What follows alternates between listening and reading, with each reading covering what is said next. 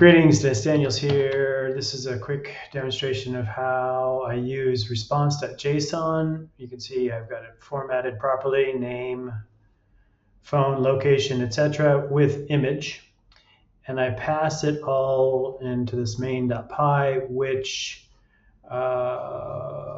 will hopefully generate a PDF. You can see there's quite a bit going on here, mostly because I had trouble getting FPDF to read my font library. When we run it, actually, so you know, I'm using cursor. When we run it, you'll see that it's off and running.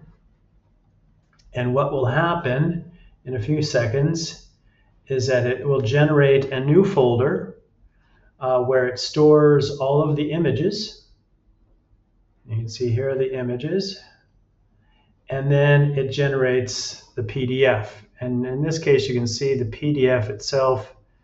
I need a better title page, but it does work. So here